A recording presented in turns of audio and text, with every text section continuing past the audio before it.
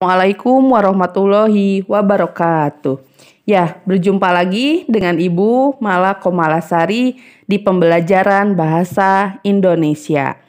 Nah, untuk pertemuan kali ini kita masih membahas tentang teks deskripsi ya. Nah, sebelum ke materi, Ibu sapa kalian dulu ya. Gimana kabarnya hari ini?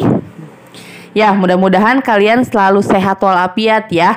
Meskipun sampai saat ini COVID masih ada, kita masih belajar daring. Mudah-mudahan kalian tetap semangat dan COVID ini bukan menjadi penghalang kalian tidak belajar ya. Tetap semangat.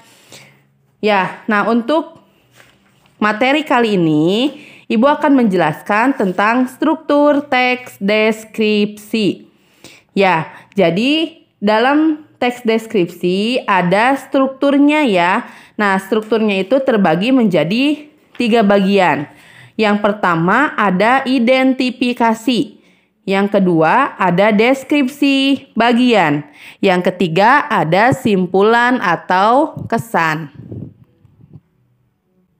Nah, yang pertama identifikasi.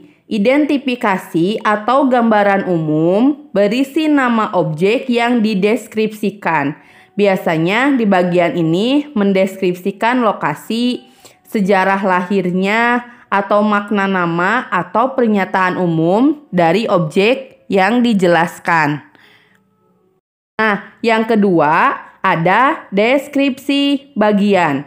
Nah, deskripsi bagian berisi perincian bagian objek tetapi diperinci berdasarkan tanggapan subjektif penulis. Nah, di sini di perincian dapat berisi apa yang dilihat, kemudian apa yang didengar, dan apa yang dirasakan. Nah, untuk yang dilihat biasanya itu tentang warna, seperti apa warna objek tersebut, kemudian bentuknya seperti apa, pokoknya itu yang berkaitan dengan indera penglihatan, apa yang bisa kita lihat.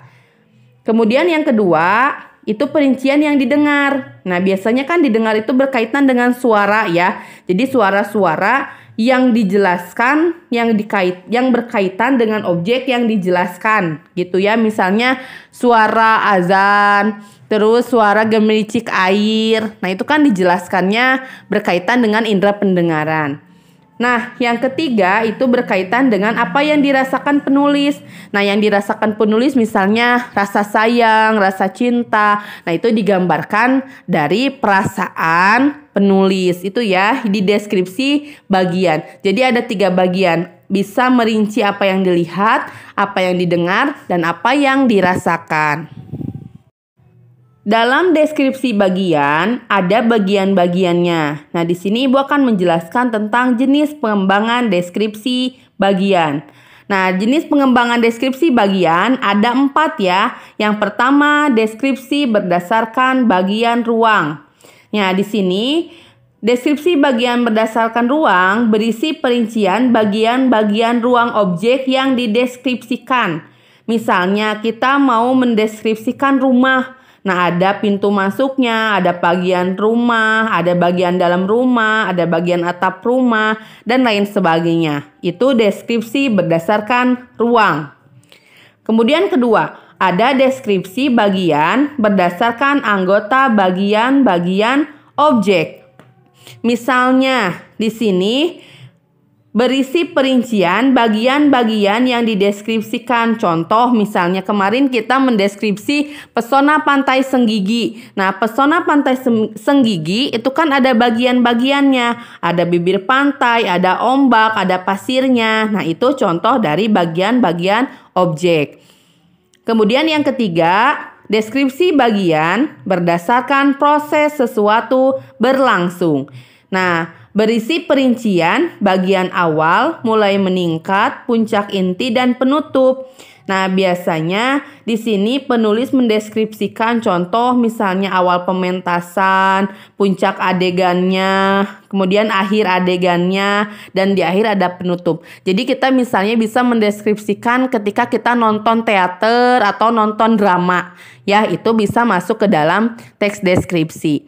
Kemudian yang keempat, deskripsi bagian berupa pemfokusan.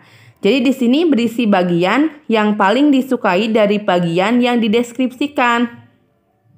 Contoh misalnya, saya menyukai perpustakaan. Nah, saya paling menyukai ruang bacanya. Nah, di sini dijelaskan kita fokusnya di perpustakaan itu adalah ruang bacanya. Atau misalnya di kelas, nah kita sukanya kelas yang mana? Nah, ada pemfokusan gitu ya, titik fokus ke hal yang paling penulis sukai dari objek yang dideskripsikan. Jadi itu ya jenis pengembangan deskripsi bagian. Jadi ada beberapa pola, bisa menjelaskan ruang, bisa menjelaskan bagian-bagian objek, bisa menjelaskan proses berlangsungnya sesuatu, atau berupa pemfokusan. Nah itu ya jenis dari teks deskripsi. Selanjutnya, struktur yang ketiga itu ada simpulan. Ya, simpulan atau kesan. Jadi di paragraf terakhir ada simpulan atau kesan yang digambarkan oleh penulis berdasarkan objek yang digambarkan oleh penulis berdasarkan subjektifnya. Jadi kita utarakan nih, misalnya ketika kita menjelaskan pesona Pantai Senggigi. Nah, kita memberikan kesannya setelah kita melihat pesona Pantai Senggigi tersebut. Itu ya struktur dari teks deskripsi. Mudah-mudahan ini bermanfaat ya buat kalian semua. Tetap semangat. Assalamualaikum warahmatullahi wabarakatuh.